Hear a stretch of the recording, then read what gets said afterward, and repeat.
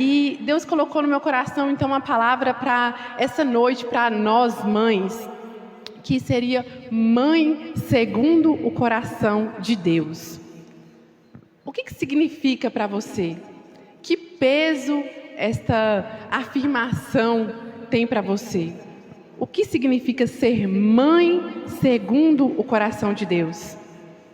Talvez seria ser uma mãe perfeita, uma mãe que não se irrita quando o filho faz alguma coisa errada, seria uma mãe que não tem nada que a desabone? É interessante que na palavra de Deus, Ele nos mostra, Ele nos deixa registrado, o Senhor faz questão de ficar registrado a história de diversos homens e mulheres, e de diversas mães também. E a palavra de Deus, ela não esconde as peculiaridades, né, as características, as virtudes, mas também os defeitos de cada personagem. E o Senhor, Ele nos apresenta aqui, podemos dizer, Eva, Sara, Rebeca, Noemi, Ruth, diversas mães que, com as suas características pessoais, marcaram a história de homens e mulheres, né? Através da sua vida, da sua comunhão com o Senhor, elas puderam formar homens e mulheres que marcaram, não apenas aqui na Bíblia, mas marcaram a história da humanidade. E eu gostaria de compartilhar com vocês nessa noite 3 características. Com certeza, a Bíblia está recheada de muitas e muitas outras características. Mas eu gostaria de trazer 3 características nessa noite, de uma mãe segundo o coração de Deus, para que a gente possa meditar nessas características e pedir ao Senhor que nós possamos estar realmente adotando, internalizando isso em nós, para que nós sejamos mães segundo o coração de Deus. E se você ainda não é mãe, isso é uma ótima oportunidade. O ideal é que a gente aprenda antes de começar, para a gente já começar no caminho certo, né? E a primeira característica de uma mãe segundo o coração de Deus, ela consagra os filhos ao Senhor. Gostaria de convidar você a abrir sua Bíblia em 1 Samuel, capítulo 1.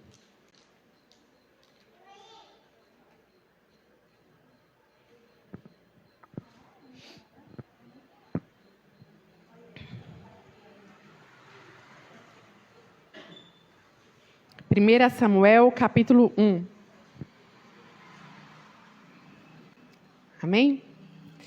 Aqui em 1 Samuel, nós vamos conhecer a história da nossa primeira personagem aqui, para nos ensinar esta característica.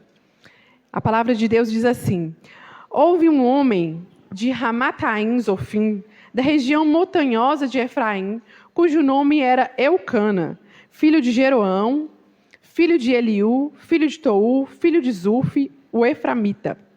Tinha ele 2 mulheres, uma se chamava Ana e a outra Penina. Penina tinha filhos, Ana, porém, não os tinha. Este homem subia da sua cidade de ano em ano a adorar e sacrificar ao Senhor dos exércitos, em Siló. E estavam ali os 2 filhos de Eli, Ofni e Finéias, como sacerdotes do Senhor.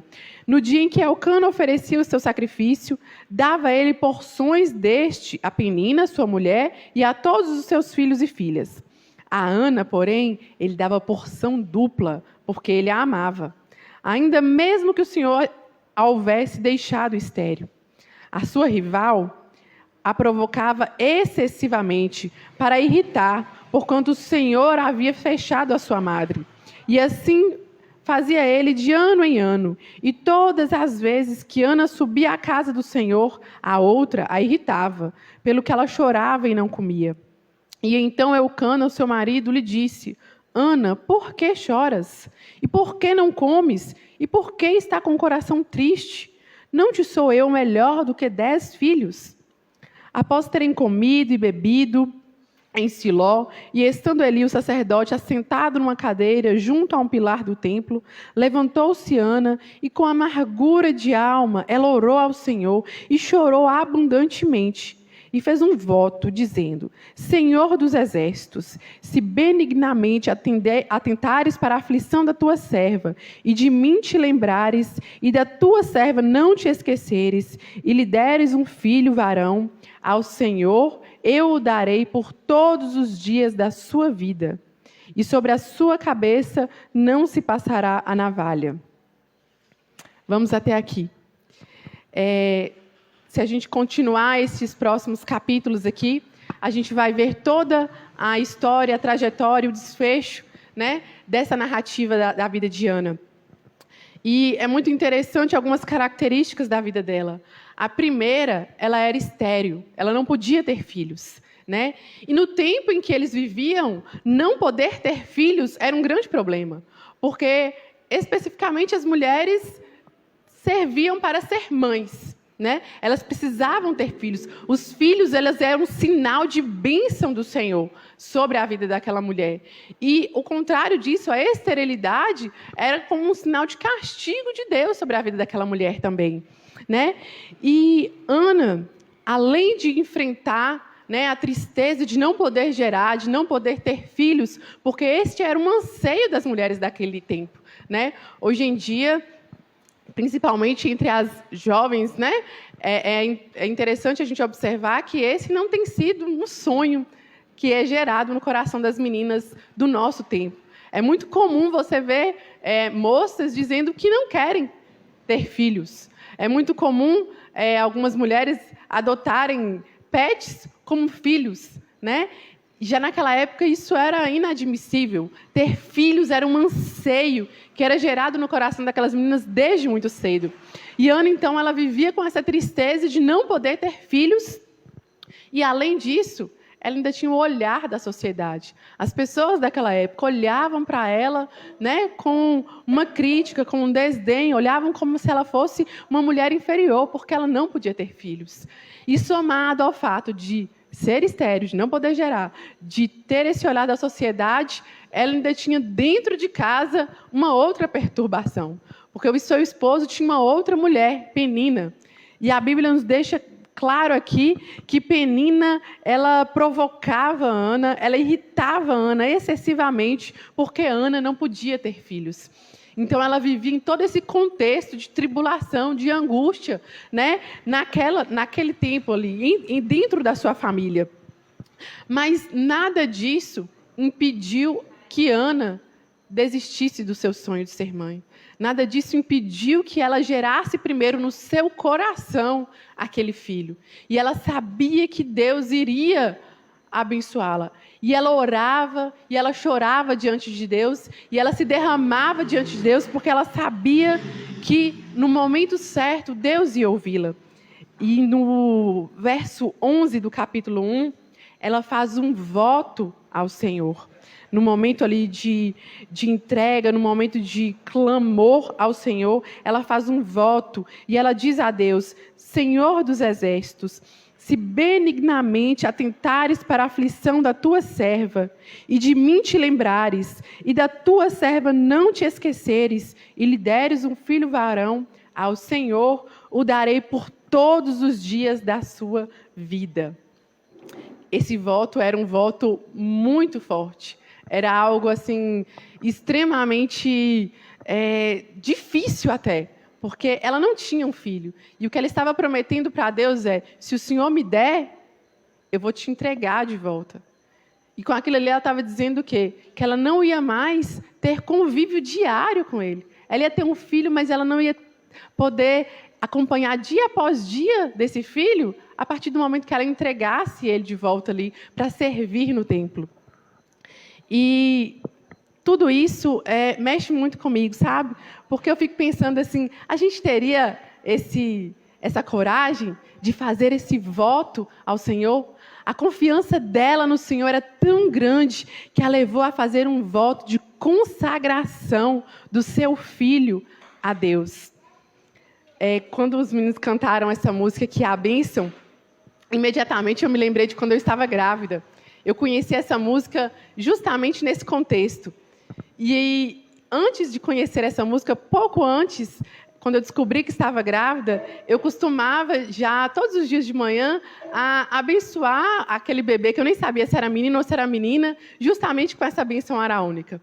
E eu falava todos os dias que o Senhor te abençoe e te guarde, que o Senhor faça resplandecer o seu rosto sobre ti, que o Senhor tenha misericórdia de ti, que o Senhor sobre ti levante o seu rosto e te dê a paz todos os dias da sua vida. E eu abençoava todos os dias. E depois que eu conheci essa música, eu sempre cantava essa música para aquele bebê que eu nem sabia quem era ainda. E isso me trouxe à memória ali, e eu fiquei pensando, falei, será que nós temos consagrado, dia após dia, os nossos filhos ao Senhor? Nós temos abençoado a vida deles? Essa música é tão forte, né? Essa música tem um trecho que diz que nós não estamos abençoando apenas aquela criança, mas também os filhos dos seus filhos, todas as outras gerações. Quantas vezes a gente, num momento, às vezes, de raiva, às vezes, num momento de estresse, às vezes a gente profere palavras que não são abençoadoras. E a gente até... Mas esse menino é muito maligno, esse menino é não sei o quê. E, às vezes, a gente não está trazendo bênçãos para a vida desta criança, né? Ao contrário, a gente deve investir em bênçãos, a gente deve investir em consagrar esse filho, essa filha que Deus nos deu ao Senhor. E com relação a Ana, sabe? Essa questão da esterilidade dela também me chama muita atenção. Eu não sei qual área da sua vida, hoje, você sente que está estéril, que está infrutífera. Talvez você tenha um problema no relacionamento com o seu filho. Talvez o seu filho esteja andando por caminhos que você não se agrada e você já talvez é um adolescente, é maior, você já não consegue mais ter um controle sobre isso. Talvez você está tendo dificuldades na condução dele ainda pequeno. Talvez seu filho enfrente alguma enfermidade. Eu não sei qual é o problema, mas eu sei que Ana, ela não desistiu de buscar a resposta do Senhor até que a resposta do Senhor viesse. E eu te desafio a isso, que esse problema, né, que talvez os olhares das pessoas digam, não, esse menino não tem mais jeito. Tem jeito, porque o Senhor, Ele não desiste de nós. E uma mãe que é uma mãe segundo o coração de Deus, ela não desiste de consagrar dia após dia os seus filhos aos pés do Senhor. Consagre os seus filhos, consagre a sua família no altar do Senhor. Ele vai te ouvir, Ele vai te atender e Ele vai cumprir o propósito dEle na vida da sua família. É tão interessante que esse filho que Ana tanto pediu a Deus veio a ser um grande profeta da sua época. Acredito que ele foi um dos maiores profetas, juízes e sacerdotes da geração.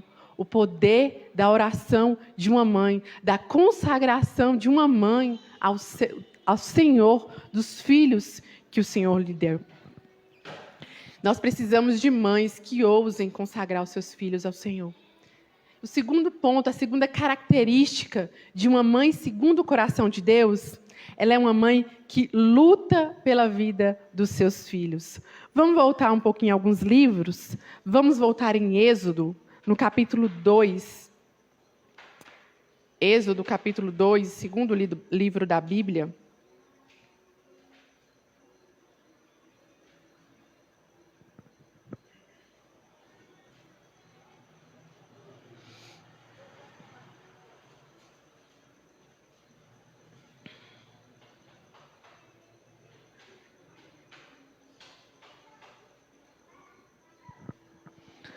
A partir do 1 diz assim: Foi-se um homem da casa de Levi e casou-se com uma descendente de Levi. E a mulher concebeu e deu à luz a um filho. E vendo que era formoso, escondeu-o por 3 meses. Não podendo, porém, escondê-lo mais tempo, tomou um cesto de junco, calafetou-o com betume e pinte, e pondo nele o menino, largou-o no carriçal à beira do rio. A irmã do menino ficou olhando de longe para observar o que haveria de suceder. Desceu a filha de Faraó para se banhar no rio, e as suas donzelas passeavam pela beira do rio. Vendo ela o cesto no carriçal, enviou uma criada e o tomou. Abrindo, viu a criança, e eis que o menino chorava. Teve compaixão dele e disse: Este é um menino dos hebreus. E então disse a sua irmã, a filha de Faraó: Queres que eu vá chamar uma das hebreias, que sirva de ama e que te crie esta criança? E respondeu a filha de Faraó: Vai. Saiu, pois, a moça e chamou a mãe do menino. E então lhe disse a filha de Faraó: Leva este menino e cria-mo, e pagar-te-ei o teu salário. A mulher tomou o menino e o criou. Sendo o menino já grande, ela o trouxe à filha de Faraó, do qual passou ele a ser filho. E esta lhe chamou Moisés e disse: Porque das águas o tirei. Aqui nós vemos a vida, um trecho, da vida de Joquebede, a mãe de Moisés. Joquebede foi uma mulher que lutou pela vida dos seus filhos. Moisés, ele deveria ter sido ou morto pela espada ou jogado no rio para os crocodilos comerem. Os hebreus passavam por uma perseguição extremamente ferrenha no Egito naquela época. Eles tentavam de todas as formas conter o crescimento exagerado dos hebreus ali, porque eles tinham medo de um momento o povo se rebelar contra os egípcios. E naquele momento ali em que várias crianças estavam tendo aquele destino terrível, Joquebede dá à luz a um menino. E é interessante que naquele contexto, ter um menino era um sinal de bênção também, Todos os pais, as mães queriam ter um menino, um filho homem, mas naquele exato momento, a partir do momento que a criança saía, que olhava, que via que era um menino, já gerava uma aflição, uma angústia, um medo terrível no coração daquelas hebreias, porque os meninos seriam fatalmente assassinados pelos egípcios. Mas Joquebede, ela determinou no seu coração lutar pelo seu filho e não aceitar aquela sentença de morte. Ela escolheu lutar por ele. Ela escolheu esconder Moisés. E ela conseguiu escondê-lo por cerca de 3 meses. Depois desse tempo, a gente sabe que o bebê já está maiorzinho, o choro é mais forte e, com certeza, ia ser muito mais complicado escondê-lo. Mas ela, então, traçou um plano para salvar a vida de Moisés. Ela colocou ele num cestinho, colocou no rio e colocou a irmã mais velha para ficar ali de olho, vigiando.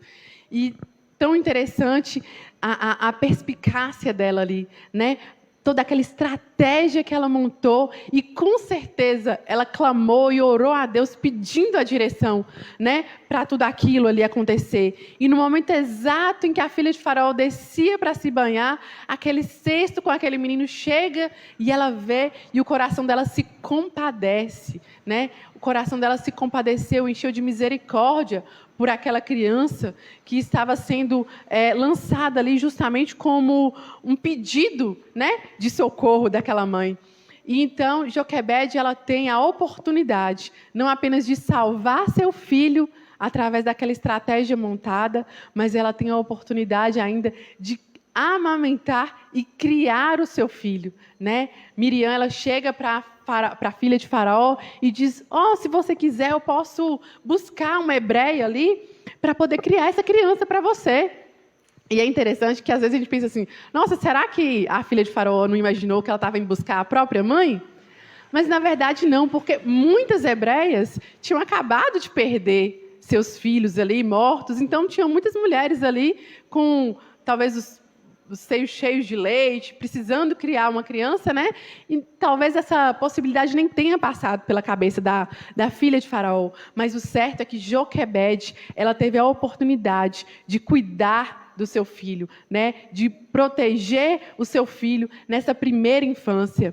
E eu tenho certeza que nesse primeiro tempo que ela teve com Moisés, ela transmitiu para ele as verdades eternas que todo o seu povo conhecia. Ela transmitiu para ele o temor do Senhor. Ela transmitiu para ele a porção da palavra de Deus que eles tinham naquela época. Ela contou para ele a história do povo de Deus, daquele povo, e a promessa de libertação que aquele povo tinha. Joquebede, ela usou aqueles poucos anos que ela tinha com Moisés para transmitir para ele tudo o que ele precisava saber para que ele crescesse com um caráter firme. Ela lutou pela vida de Moisés, não apenas antes de ele, chegar até a filha de Faraó, mas ela continuou lutando também pela vida espiritual de Moisés, né?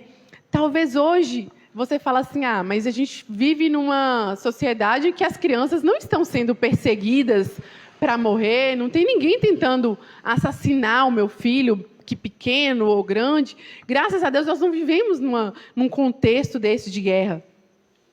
Mas eu quero te lembrar que nós vivemos num contexto espiritual em que o inimigo das nossas almas, ele tenta, dia após dia, destruir a vida dos nossos filhos. Ele quer destruir a nossa família, ele quer destruir a paz, o futuro, todos os propósitos e os planos que Deus traçou para os nossos filhos, ele quer destruir. E se nós, mães, não nos posicionarmos para instruir os nossos filhos no caminho do Senhor, o inimigo fatalmente terá a vitória. Uma mãe que é uma mãe segundo o coração de Deus, ela luta pela vida dos seus filhos, luta para ensiná-lo, para instruí-lo a ser um homem, uma mulher honesta, uma mulher de bem, mas também ela luta para que o seu filho conheça o único e verdadeiro Deus, para que o seu filho tenha um caráter transformado pelo Senhor, para que o seu filho tenha o temor do Senhor no coração, para que o seu filho cresça dia após dia para a honra e glória do Senhor. Uma mãe que é uma mãe segundo o coração de Deus, ela busca incansavelmente a salvação dos seus filhos. Nós temos que lutar todos os dias por essa causa. Nós temos que dar o melhor do nosso tempo para instruir os nossos filhos nos caminhos do Senhor. Hoje nós temos tantas ocupações, hoje nós temos tantas coisas para preencher, que preenchem a nossa agenda, que muitas vezes sentar e ler a Bíblia com os nossos filhos, sentar e chamar os nossos filhos para orar, às vezes fica para depois. Às vezes a gente pensa assim, não, domingo ele vai na igreja, ele vai na escola bíblica dominical, e lá está tudo certo, lá ele vai aprender tudo que precisa aprender. Mas domingo é um dia. E os outros 6 dias, o inimigo está lá, na televisão, no desenho, na escola, em tantas e tantas ideologias que querem desvirtuar os nossos filhos dos caminhos do Senhor. Por isso, nós precisamos ser vigilantes. Nós não podemos descansar da nossa tarefa que foi nos dada, que nos foi comissionada por Deus, dos nossos filhos, as nossas heranças eternas. Uma mãe segundo o coração de Deus, ela luta pela salvação da alma dos seus filhos. A terceira característica que eu gostaria de trazer para nós nessa noite é que uma mãe segundo o coração de Deus, ela educa o seu filho pelo exemplo e pelo ensino. Vamos abrir as nossas Bíblias agora lá no Novo Testamento, lá no finalzinho, na segunda carta de Timóteo, carta de Paulo a Timóteo, capítulo 1, versículos, vou ler o 3, 4 e 5. Diz assim: Dou graças a Deus, a quem desde os meus antepassados sirvo com consciência pura, porque sem cessar me lembro de ti nas minhas orações, noite e dia. Lembrado das tuas lágrimas, estou ansioso por ver-te, para que eu transborde de alegria, pela recordação que guardo da tua fé sem fingimento, a mesma fé que primeiramente habitou em tua avó, Lóide, e em tua mãe, Eunice, e estou certo que em ti também habita. Aqui, Paulo está escrevendo para Timóteo, e é interessante que ele está falando aqui a respeito da avó e da mãe de Timóteo. 2 mulheres que se posicionaram para poder educar Timóteo nos caminhos do Senhor. Eunice, ela era judia, mas ela era casada com um homem grego. Ela era casada, então, com um homem de outra cultura e provavelmente também de outra religião, né? Naquela época, os gregos eles não reconheciam o único Deus né? Eles tinham diversos deuses, mas ela não permitiu que todas essas influências externas minassem o que ela tinha, o propósito que ela tinha no coração, que era de instruir Timóteo na palavra do Senhor. E é tão interessante que até mesmo Paulo, ele ficou marcado na sua memória, ele ficou marcado ali pelo exemplo de Eunice e pelo exemplo de Lloyd. Eu não sei aqui quantos se lembram da irmã Fátima Gesteira, uma irmã que ela era membro lá da nossa sede, e ela faleceu há vários anos atrás. Mas, desde criança, eu convivi com ela, e ela morava muito próximo da minha casa, o filho dela era colega do meu irmão, e ela era muito amiga da minha mãe, sabe? E ela era uma mulher temente ao Senhor, e era realmente uma bênção na vida de todos nós. E ela marcou a minha vida quando eu li isso a respeito de Lloyd e de Eunice. Eu me lembrei dela, porque ela marcou a minha infância. Eu me lembro que a gente ia para a escola todos os dias de manhã. Íamos eu, meu irmão e o filho dela. Mas todos os dias, antes de irmos para a escola, a gente passava na casa dela, ela fazia o devocional com a gente tinha que, né? Ela lia a Bíblia, às vezes lia o manancial conosco, falava da palavra de Deus, orava, abençoava o nosso dia, e dali a gente seguia para a escola. E como aquilo marcou, como aquele exemplo dela marcou a minha vida. E eu fico pensando, se nós também estamos marcando a vida dos nossos filhos pelo nosso exemplo. Muitas vezes a gente quer ensinar pelas nossas palavras, quer ensinar apenas dizendo, você deve fazer isso, dando ordens. Mas a criança, ela aprende muito mais pelo que ela vê. Não só a criança, mas os jovens também, eles espelham o comportamento da gente. Então, a Eunice e a Lloyd, elas tinham um comportamento, uma postura que era reconhecida. Paulo diz aqui que a fé delas era sem fingimento, que ele tinha certeza que essa fé sem fingimento tinha passado também da avó e da mãe para Timóteo. E na prática, o que elas fizeram? Foi apenas transformar o ensino da palavra de Deus como prioridade na sua casa, né? E eu fico pensando, o ensino da palavra de Deus, buscar a Deus, é prioridade na minha casa? É prioridade no meu lar? Como eu citei o exemplo da irmã Fátima Gesteira, era prioridade para ela que a gente não saísse para a escola sem antes lermos a palavra de Deus, meditarmos na palavra de Deus, entregar o nosso dia ao Senhor. E nós devemos tomar como prioridade a vida espiritual da nossa família e dos nossos filhos. Timóteo, ele cresceu respirando Bíblia. Ele deve ter memorizado textos, provavelmente meditado em textos, estudado toda a Bíblia. E no fim de tudo isso, ele se tornou um dos maiores pastores da igreja primitiva. A sua mãe e a sua avó tiveram total responsabilidade no homem que ele se tornou. Eu quero te dizer, mãe, que Deus, ele colocou um propósito e uma missão para cada uma de nós, quando Ele nos fez mãe.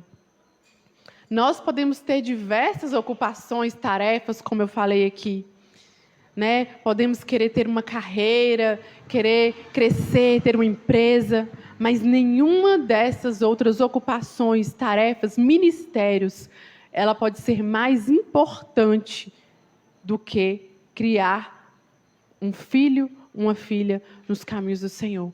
A maternidade é a missão mais desafiadora e mais importante que Deus confiou a cada um de nós. Andar com Deus e ensinar os nossos filhos também a andarem com Deus é extremamente importante.